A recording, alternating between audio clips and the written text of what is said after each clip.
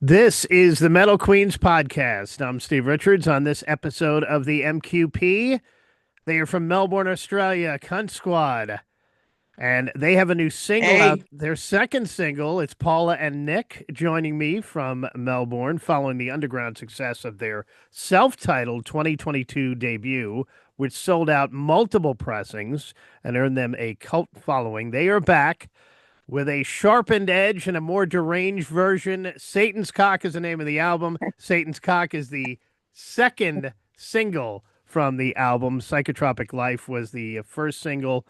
The album is out on digital platforms now. It'll be out in physical form in mid-October. I'm happy to have Paula and Nick join me here on the Metal Queens podcast. Welcome.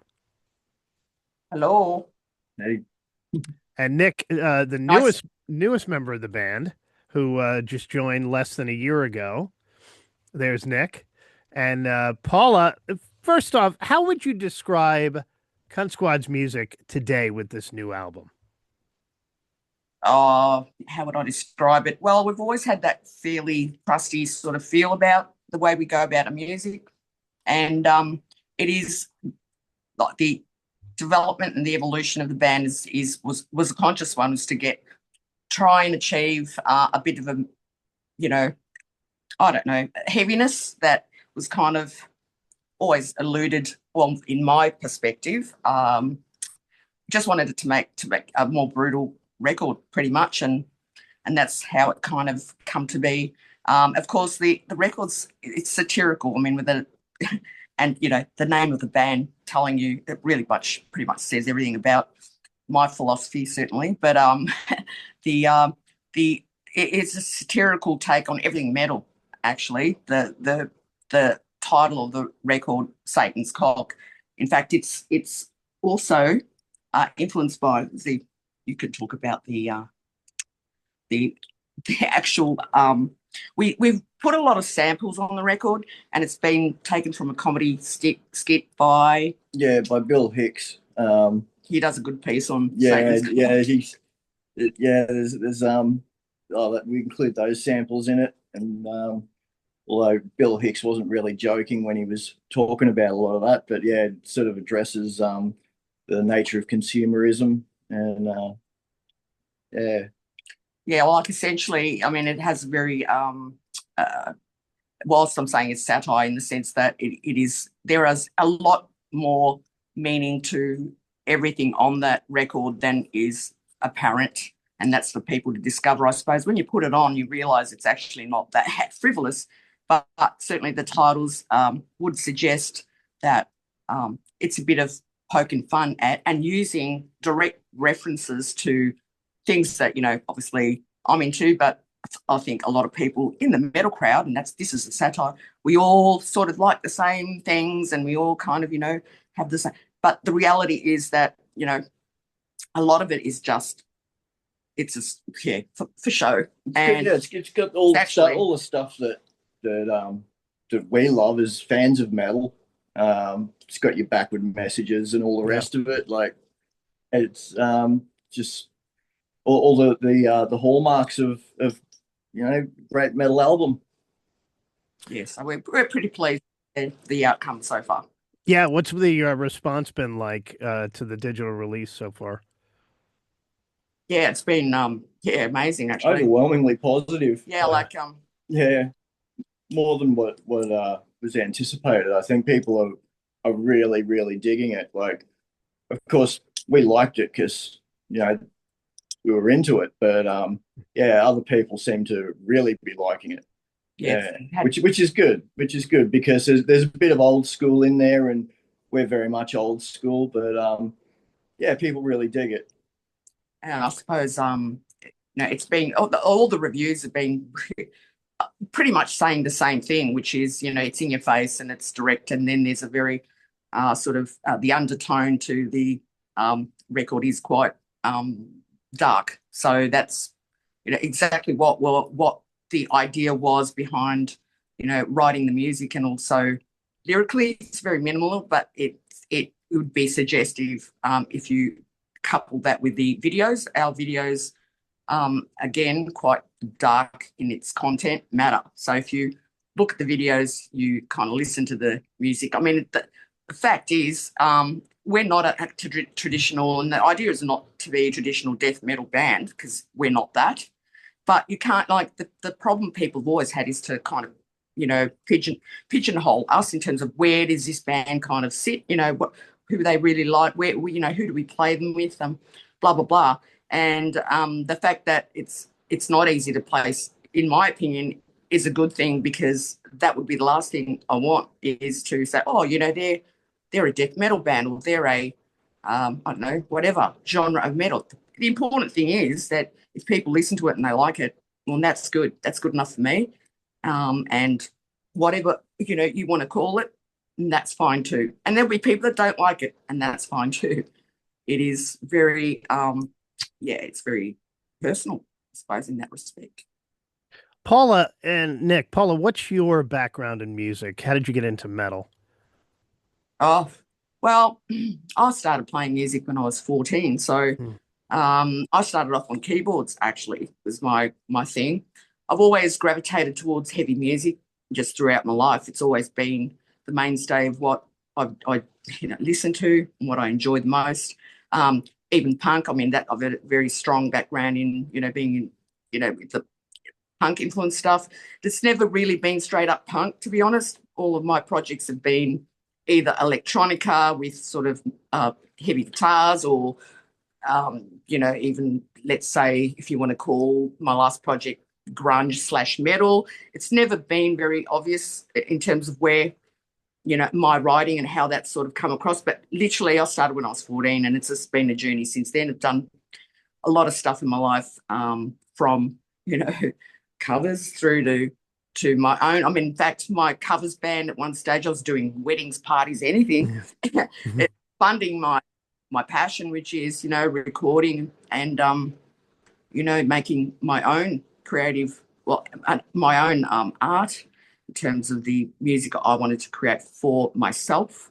And hopefully if people liked it. Yeah, but that's my background, pretty much taught myself guitar. And yeah, from that point on, it was always going to be the instrument of choice. How about you, Nick?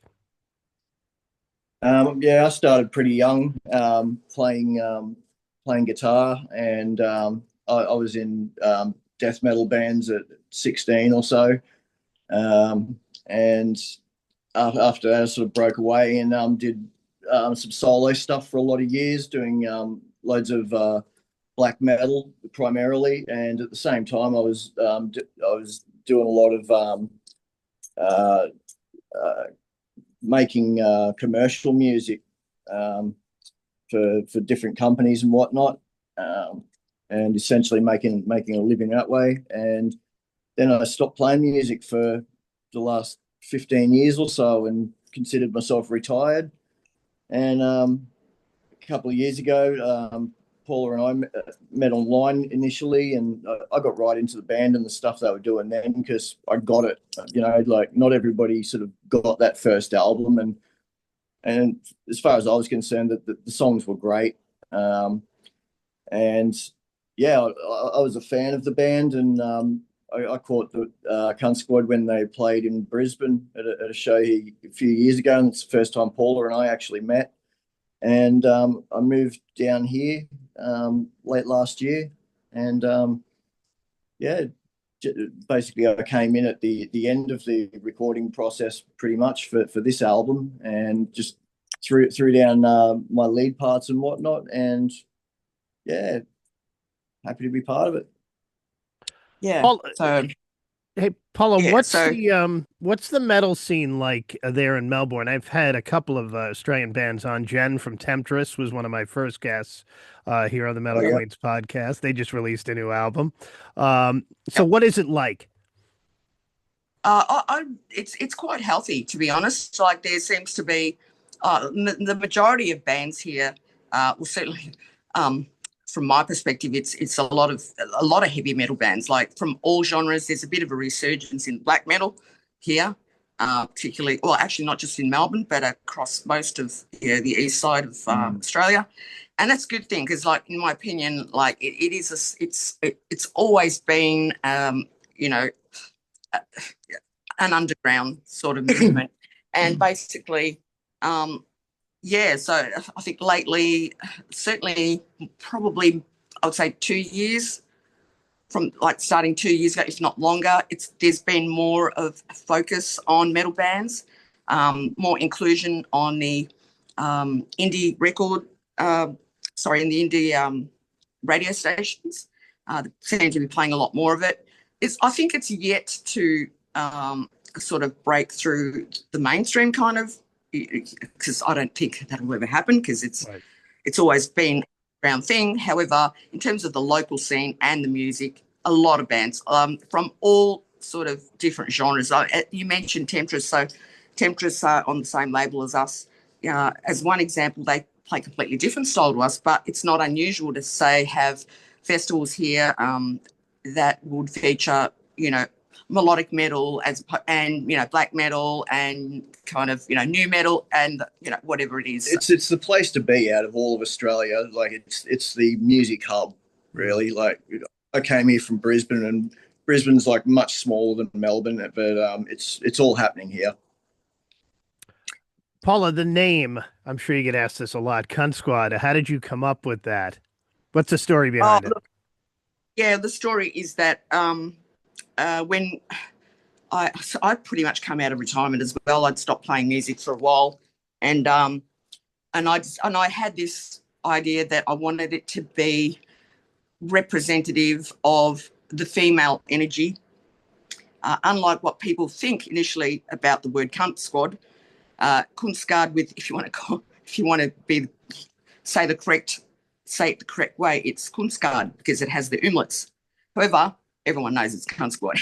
Having said that, because of the empowerment, I think it was an attempt to reclaim that word and bring that back to the fore, and not be ashamed of saying, well, okay, so there are women in music that need to be heard. And obviously, for me, I mean, I've had to explain that, and it's like, I remember when we first started off, one person, it was actually a girl who'd written something on my Facebook page and mentioned something like, oh, I like the band, but I don't like the name. And I'm thinking, okay, well, you need to go in and pretty much educate yourself about what that actually, with the origins of that word. And if you even look that word up, Kunti comes up, and Kunti is a goddess. Sorry, I nearly missed, just dropping the phone. Is a goddess, and different things in different cultures, but the name, it and the entity around that, it comes up in different sort of cultures, and it sort of fit what my intention was in terms of reclaiming that for women. So I would urge everyone to have a look at that, because it's quite interesting what you'll find. It has very feminist origins. Totally. And it's, superficially you wouldn't think that, because we do bandy that word around. But look, here in Australia, everybody's a cunt, okay? So you're either a good cunt, you're like everything in between. So we're very comfortable. I'm very comfortable with that word. I often say, oh, what a cunt, or what a good cunt. So I can't say that word enough. But for some people, it's polarizing. Oh, I understand that. But precisely why I decided, well, this is the way I'm going to do this. And I've pretty much fought to be heard in the industry here in Australia, certainly in the underground. I'm probably the oldest chick still playing metal here, to be honest. But the idea is I'm not going to quit on that, because a lot of people expect you to go away, and I'm not going to do that.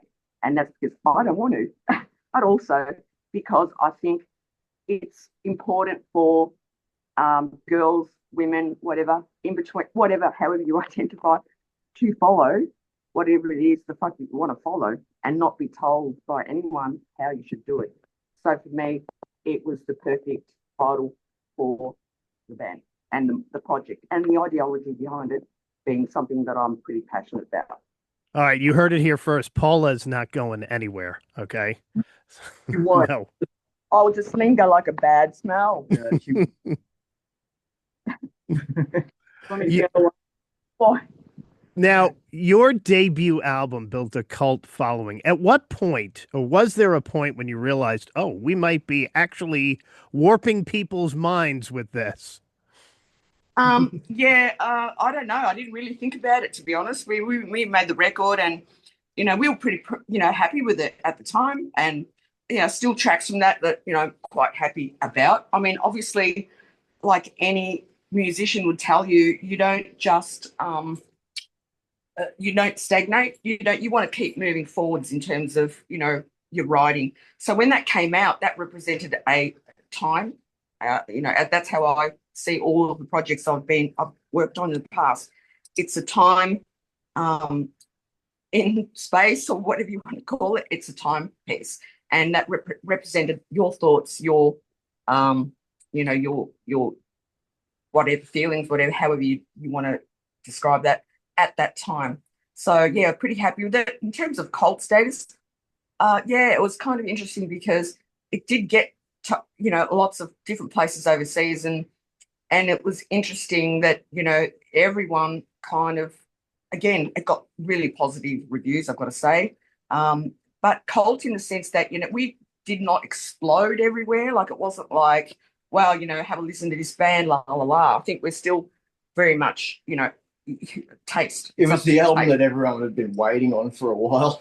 Yeah, look, we didn't, we were not really serious about recording, to be honest, at that point in time. It's only because we had people here in the scene in Melbourne that, when are you going to put out something so we can take it home, blah, blah. So we thought, oh, shit, we haven't really been doing much at all. So let's get busy. And we did that. And obviously, like within probably, it took a while. It was probably like 4, 5, 6 years before we released anything. And it's been 2 years since this release. So it sort of took our time. But cult meaning not as widespread, I think, but the people that dug it really, really liked it. And that's a positive. It is, I think, an acquired taste because it does not fit into any sort of genre. I mean, for me, listening to the stuff that I listen to, and it's quite eclectic in terms of my tastes, it's really easy for me to just do what I do. I didn't think too much about trying to create anything. It needs, any product, certainly from my perspective, needs to have integrity. It needs to be representative of your, I think, your direction, your thoughts, your processes. So, I hate the idea of anything being contrived. I don't like that in any band, actually. I want it to be a real representation of them as people and as artists, and not something that a record company or anyone else has told them they need to be like to be successful. So there's your cult. So anything cult is, it's a nice way of saying, yeah, it's not for everyone. So that's okay. Yeah, it's pretty underground. And, it is. That first record gave you a taste of what I'm like as a songwriter, and I think it does represent that time in space for me, and you can see the influences quite clearly. There's a lot of heaviness in that. There's a lot of crust in that, and everything in between. So, but it's definitely a heavy record. Stylistically, though, that album's pretty broad, and I think that's sort of inadvertently caused the band to not get the bookings that they probably should have gotten, because by listening to that album, promoters are sort of going, oh, well, where do we fit them? But the new album is a fair bit more consistent, and like it's pretty much a no-brainer, the new album. Like, when you compare the two, like it's pretty clear where you're going to place this band in a booking, and where they're going to fit well against. Whereas the first album, it was a bit tricky to sort of place them here or there. Yeah, what music do you guys listen to? All sorts, but predominantly metal. We're at the Portal show the other night. They're a Queensland band, absolutely unreal. Mm-hmm. If you check them out, because they've just sort of basically come back out of retirement, and that they're one of those cult status bands. We saw Bolzer as well the other night. We support heaps of Australian music whenever we can, but also the more obscure overseas stuff. I think we both listen to a fair bit of obscure stuff, but I know I really go digging for those little gems though that Oh, yeah, you do. yeah, I really like my absolute sort of unlistenable, obscure stuff. I'll listen to noisecore, anything, but But you also listen to, like, industrial. yeah, Yeah. like I'll listen to anything and everything. I love it all. But yeah, the more obscure the better, because like that's where the real heart lies in the music scene. I've always felt when people are doing something that's truly original. Yep. Great. All right, let's talk about the title track, Satan's Cock. What's the story behind that song? And of course, yeah, the title track of the album. We just like watching people try and say it. You like hearing me say it, right? Satan's Cock. People said, "Oh, didn't think I'd ever say that word." Yeah. When she first said the album was going to be called Satan's Cock, even when the song came out, I was just like, "Oh, really? Are you I was like, for real?" Yeah, for real. The funny thing is, I was there when it was sort of like conceived. I sort of not even know the story behind it. It's like, oh, really? Like, we're actually doing this? It was started out as a bit of a like little rhyme. It was me walking down the street, clip clop, my boots were making noise, and so he started this little. I think he was scaring the children along the street. But anyway. And I took that idea away, and I thought, I'm going to make a song. That's a great song title. I'm going to write a song. Essentially, that the song is about consumerism as because we're on our way to go shopping. That's it. Right. That's right. And it's all of those things that are the constructs of our society that we all live by, and we abide by, wantingly or not.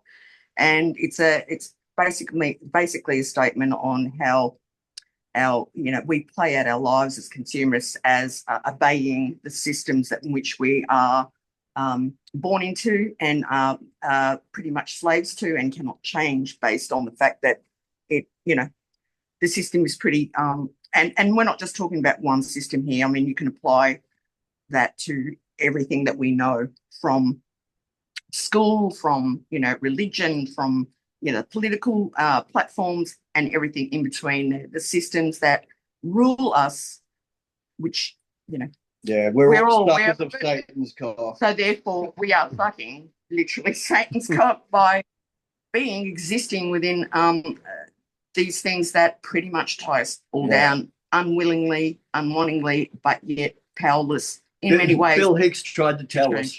Yeah, and that's why that was so poignant, and that's why we, when Nick suggested, this was his idea, so have a listen to this.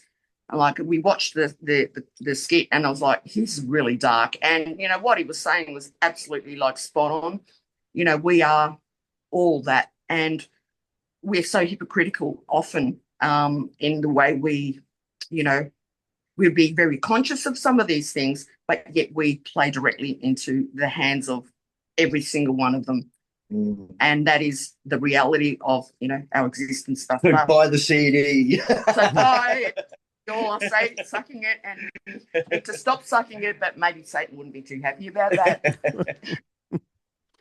Yes, and the physical album for Satan's Cock, that'll be out in October.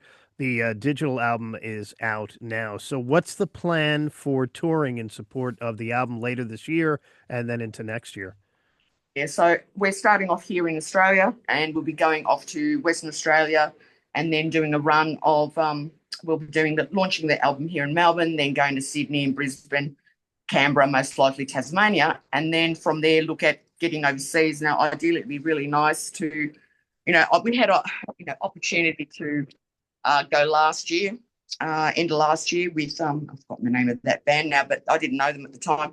But we just couldn't afford to do it, and so that's just Europe. So we'll see. We're hoping to get either to the States or Europe. A good friend of ours, Zach, that we know, I'm aware that you know him as well, Moonshine, was talking a bit about how they put on festivals, and I said, hey, keep us in mind. So hopefully we'll get to the States at some point in the next year, and if not, we'll look at the year after. But we're hoping to get there next year, and hopefully even Europe. But who knows?